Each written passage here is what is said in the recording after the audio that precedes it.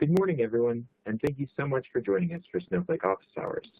This is your opportunity to hear from a real-life Snowflake customer who has already seen success with our product and ask them any question that you want. Today, we are incredibly fortunate to have Tommy Vahirvara, Head of Data at Finavia, the national airport operator in Finland.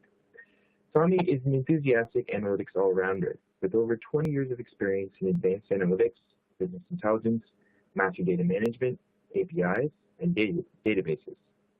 In addition to his wealth of experience, Tommy is one of the leaders of the Snowflake user group in Helsinki and a frequent speaker on data topics. Tommy is going to share a presentation explaining his experience working with Snowflake at Finavia. Then we will go through your questions. As Tommy speaks, feel free to queue your questions within the On24 platform by clicking the Q&A button at the bottom of your screen. Your questions will only be visible to Snowflake staff, and we will read them when Tommy is finished with his presentation. Thank you for joining us again, and Tommy, thank you for speaking. You can take it away. So first of all, can you still hear me?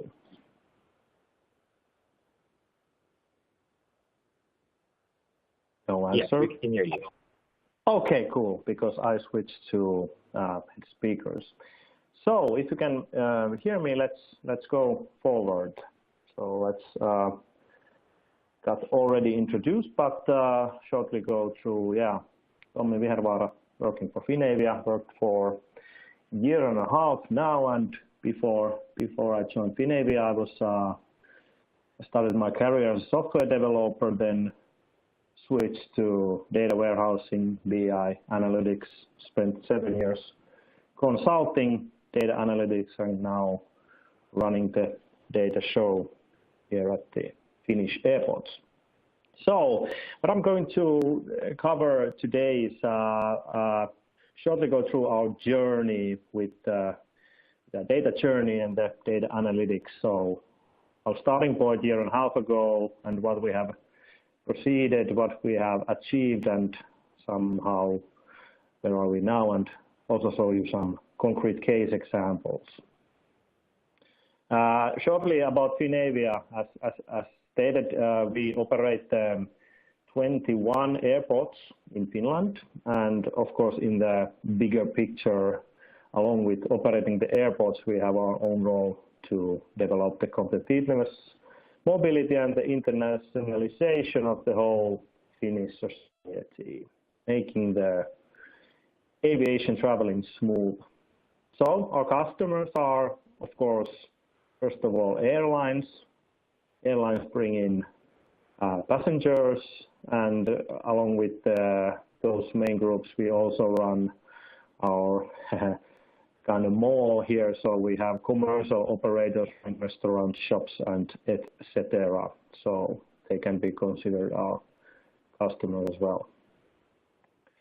So if we get to the very beginning of our data journey, I think pretty much the moment I joined the company, and just to show you what was the starting point there, and it's pretty much here.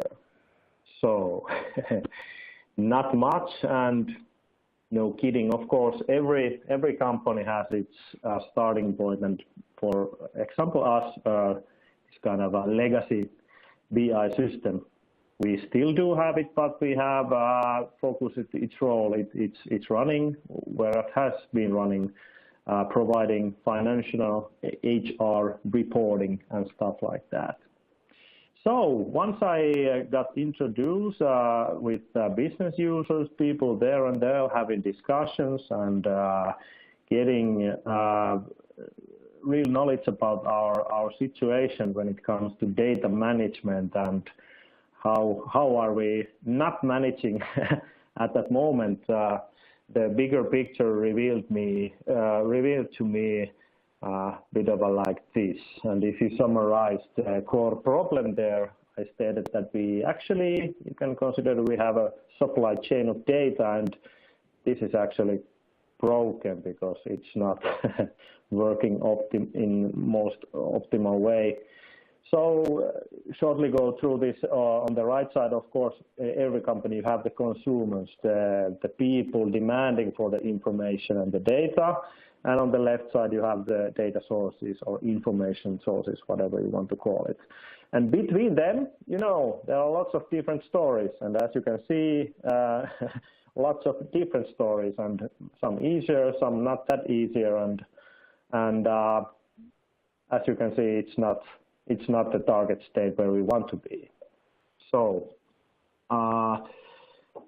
in other picture, if we squeeze our company's operations or what we are doing into one slide, it looks like this. So in the middle, you have let's say our main processes. We turn around airplanes, and then we take care of the passenger journey, and in between, we also take care of the baggage. Outside our company, on the right and left side, we do have our ecosystem partners. We have the crowd handling companies and, of course, the airlines.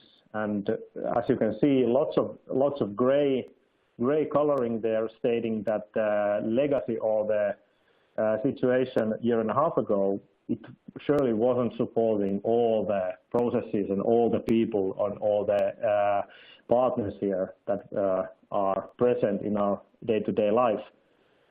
In the blue sections, we have the sections what were covered by the legacy system. So you have two support functions, finance and HR, and you have some standard reporting for them. No, not good enough. So obviously, for me, this was obviously not fine. So something needed to be done. Then we set up some targets. What to do during 2017 and beyond.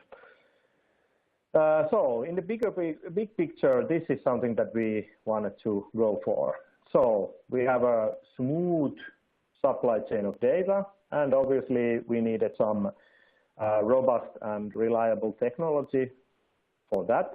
And no surprise, we then decided to go for Snowflake and still running our data hub on top of Snowflake. What happens on after or the services that are provided by the data stored in Snowflake? Of course, we have the classic ones, and the most typical use cases, the reports and dashboards. But then we have, of course, there are controllers, analysts, and lots of people who couldn't care less about the dashboards. They just need the data. So there's another use case. And then now that it's 2017 and 18, of course, there is artificial intelligence and advanced analytics needs and solutions. Of course, they need data, and we can provide the data for them as well. And the biggest one that we are currently working on is how to, let's say, share the data and how to make it more easily available for our internal processes, and of course the ecosystem companies. There is and the solution is somehow data APIs. So we build some of them on top of Snowflake and some of them elsewhere to provide some real-time data. But in big picture, this is the concept that we have been working on. So, and the target state, this is of course what we want to achieve is don't focus solely on the support functions, but the whole company, and the biggest of all, the main processes in the middle, and of course the ground handling companies and the airlines. And this is the punchline that I personally have been repeating. So at least you get some conversations over that, because there are of course always opinions that, hey, why this? Hey, we never did this. Of course, you cannot give this data to these people. I just ask why, because I think you should, as it's stated, every data that it's legally possible. Of course, you need to share it inside your company. So to be more concrete and see how the story started was like this. In the job interview, my supervisor to come said that the current situation at our company is that we haven't done any analytics development during the year. So there's a lot of demand, and he described that there's a whole dam of demand waiting for you. So okay, let's start. And how to then go forward with lots of demand. Of course, you pick up the let's say the easiest one, so to say, that someone needs just basic information about some flights or passengers or whatsoever. There you have the low-hanging fruits, and of course, why not to start with them? Because starting with them, getting nice results, you get a bit of a famous, hey, this is the guy who's been delivering some good stuff. Hey, why not ask him to do some other things as well?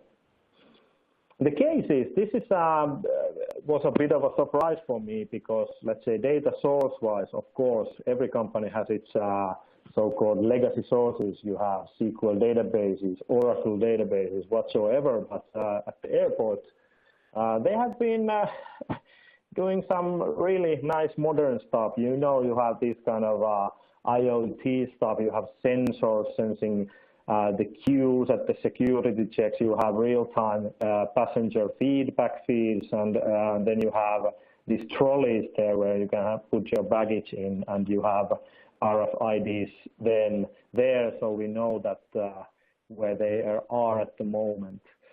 Actually, we do have these points where we can count that this and this many are in this location A, but actually, if someone decides to bring them with them to the, let's say, for example, 20 kilometers away to the harbor, that's we cannot know that, but please don't bring them outside the airport. So, and bit of my personal role here is to, because the maturity level of our company was kind of low, so that you need to repeat things, and you need of course a person to bring these topics into the conversation. And this is kind of something that I've been doing since the Q1 of 2017. And the last time I did this was 1 hour ago. Of course, and one thing is to, of course, keeping noise about it, and then, of course, finding solutions, and then promising the business people, hey, you have this problem, and we can deliver a solution for you. And from time to time, I keep promising things, and we have this positive problem of lots of work to do, and then I have to manage to keep all people happy, to keep delivering solutions for everyone. So this is a just go shortly through about the ways of working with a concrete example. I'm not an agile, let's say, specialist, or I don't teach you how to do agile and what agile means, but you know, you must have heard this. I have, and then I have a clue. How does it differ from, let's say, making traditional BI and data warehousing solutions? So, concrete example, what if I had started 10 years ago, let's say 2008, now that I started in 2007, what's the core difference there? Of course, let's say 10 years ago, now that I have the demands, I need to fulfill them, I think I would have asked for money, obviously. So I need some 100K for software, of course, you know. Then I need 100K for hardware, of course, you know. And then someone needs to develop actually something. So I need another 100K for, of course, consults to, you know, build up the solutions.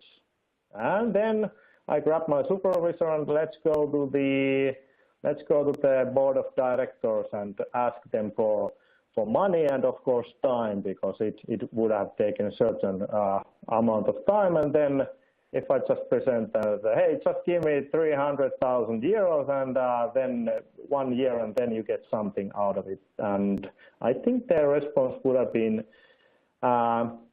questioning. Is it so? Is it so that maybe you should try again? We are not giving you this kind of money because it sounds ridiculous. Obviously, now that we have new technologies available, cloud-based technologies and stuff. So this is basically what we did. We just started doing things. And I think many of you may have seen this picture. It's originally from software development, but nowadays I would count in that whenever it takes to develop data-related solutions, I think this is how to describe the old way of doing things.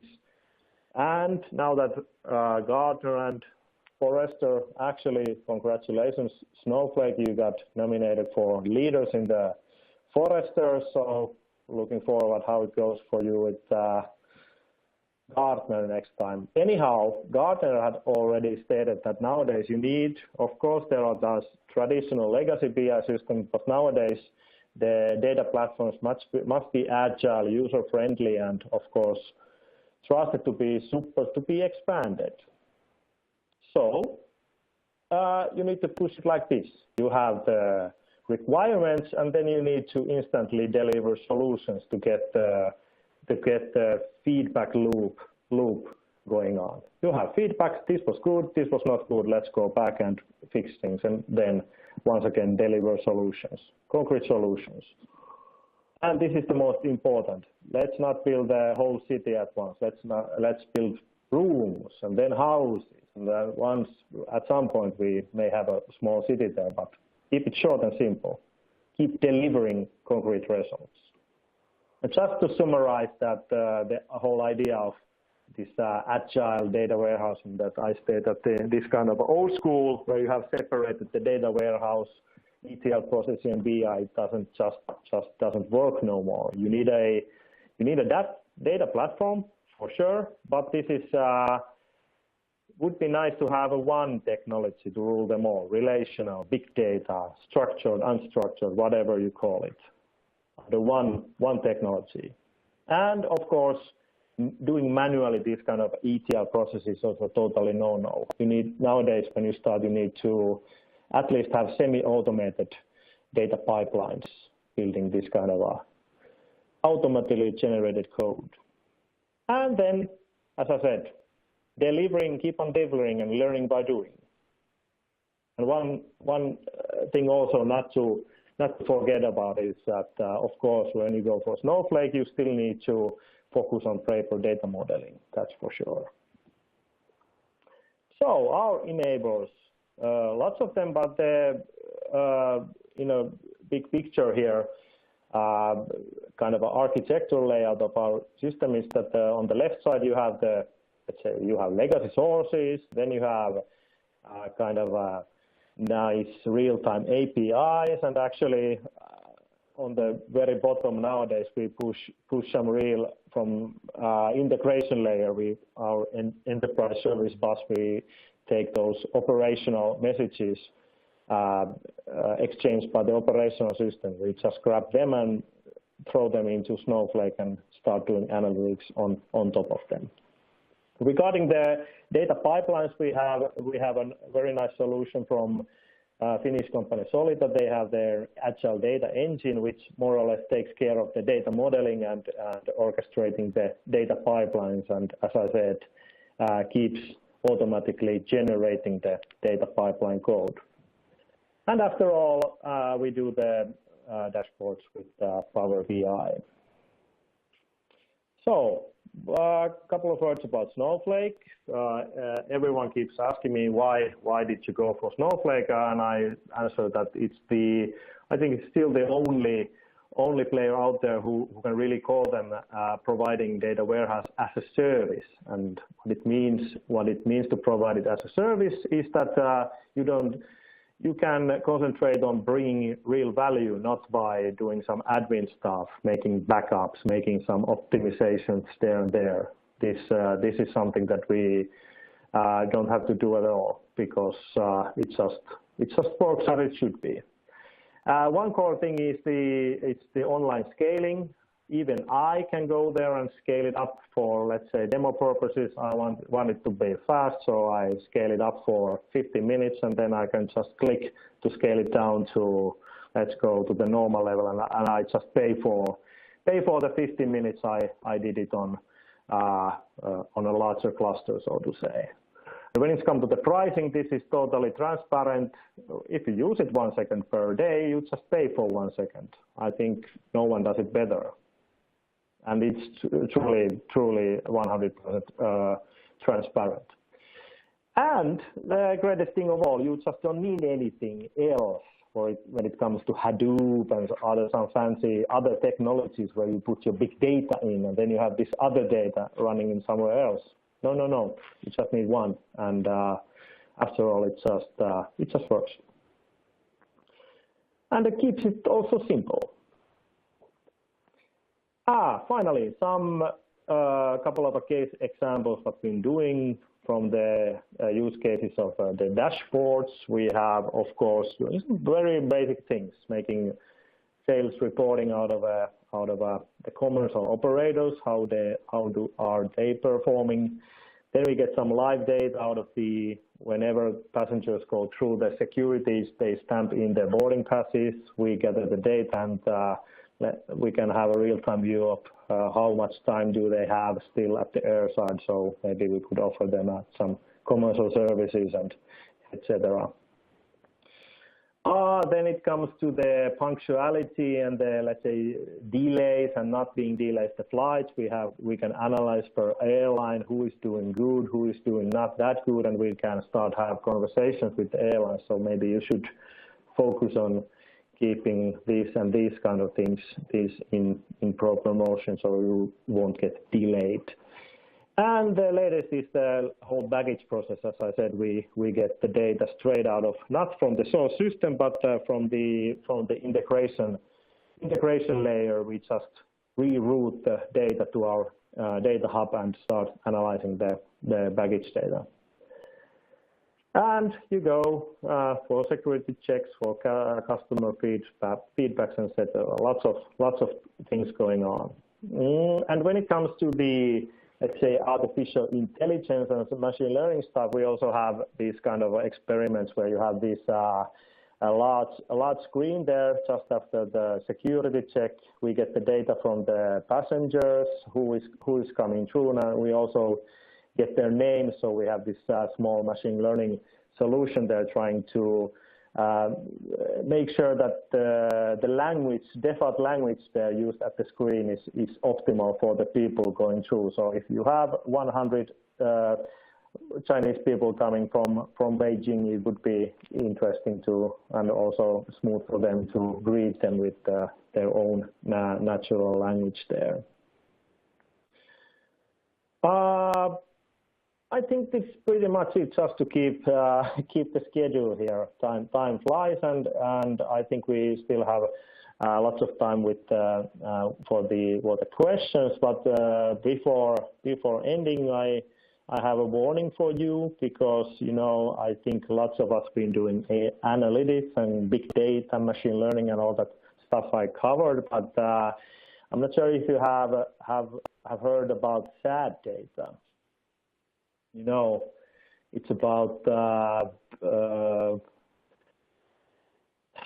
now that you take care, look, everyone is talking about you have to have all of your data, please put all of your data into data hub to make analytics. No. We do have lots of systems that with data we don't want to use, and this is definitely something that we focus on, that there has to be always a business case behind that and the real need for the data, and just make sure you don't waste your time spending your resources on bad data.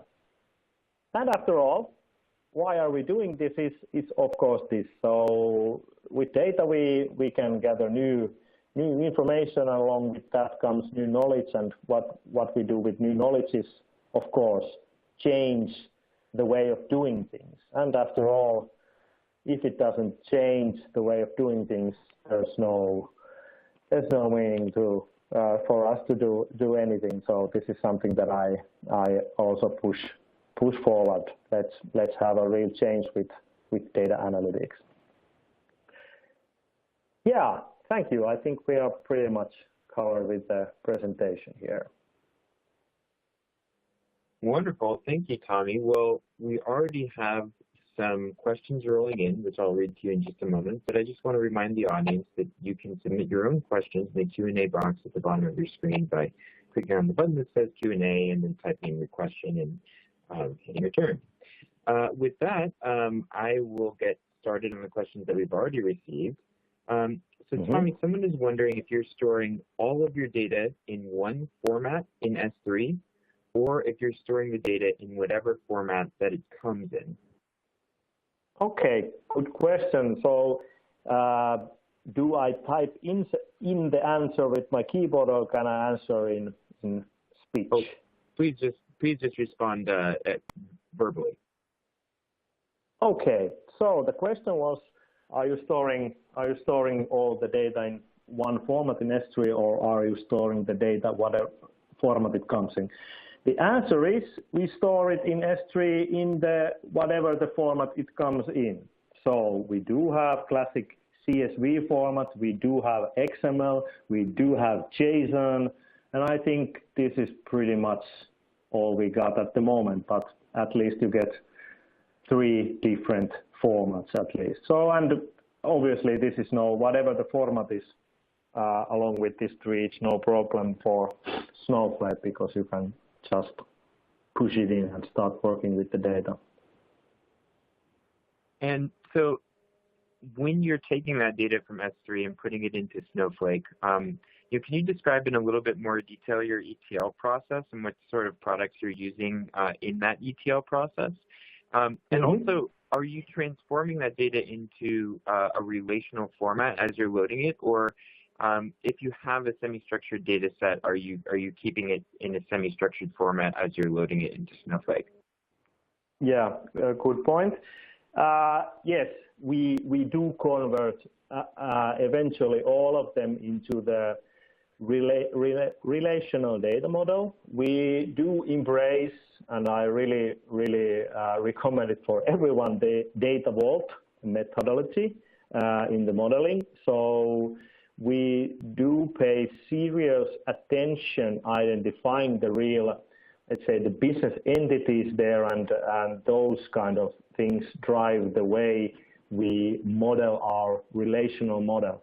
Once that it's done properly, you don't have to change it, because it's business driven, and the only trigger when to change the model is when your business changes. And for us, that's something that won't be happen soon. We will be operating the airports from years to come. So, and with the data and ETL and data pipelines, as I went very briefly through, we have our vendor's own, let's say, data pipeline automatization tool called the Agile Data Engine. But anyhow, it's about, and that tool leverages the Apache Airflow and some other open source technologies that are out there. Thank you. Now, I'm also curious, and someone was wondering kind of what your future plans are for Snowflake and for analytics at Finavia. Yeah, obviously now that we just got started, there will be no stopping us. I think it's of course, now that we have already released a couple of production services, it's always making them better, some modifications, some new features, but also there are still areas that we haven't really opened. For example, when you go to the upfront side, so the let's say stuff you need when you look through the terminal window where the airplanes are, and there are lots of processes and sub-processes for us to still to cover, and I think that will be the next steps to take. Wonderful. And was there any challenges that you faced as you're implementing Snowflake, and how did you work around those? Well, to be honest, I think for us it's the volumes of data. We don't have that that big volumes of data, so performance-wise and whatever it is, we haven't have any problems there. And actually, when we do face something, I think your support function is also covering quite nicely. And then when we face something, we'll just book a ticket and we got answer to that ticket. So I just can't point out any bigger issues out there with the technology. I think the biggest issues and challenges are in our organization and the way to think about data and things like that. Technology is not a problem. We'll find a way. Well, that's certainly good to hear, and yeah, it does make sense that it can be difficult to get the organization moving in the right direction, but it certainly seems like you've done an excellent job of doing that at Finavia. So we're just about out of time, and it looks like we've gone through all of the questions that the attendees have asked for you. So Tommy, actually, there is one question I actually do want to answer. It's the second one. It's from Cohen Verbeek. Do it once, do it right. This seems waterfall question. Yeah, feel free can to I go? That. What about fail fast, fail cheap? Yeah. Yeah, actually, you covered it already. We sure do this fail fast and fail cheap. What I mean and what I meant with do it once and do it right was the data modeling part, because I've seen lots of worse and sick ways to do data modeling, and when it comes to modeling with data vault modeling, it's all about identifying the real business entities there. And as I said, when you do that once and when you do that right, then you don't have to go back and re-engineer your data models, because, as I said, the only trigger there is only when your business changes. You can, when you do it once and right, you can just keep adding some new data sources, because they always find their, so to say, home there. You instantly know that, hey, we have this new data source, it belongs here. The business relation is this. We already modeled that, so we just keep adding more data. And this was the my idea behind that. We sure do fail fast and fail cheap. That makes sense. Well, thank you again, Tommy. Really appreciate your insight today and for taking the time to present what you've accomplished at Finavia.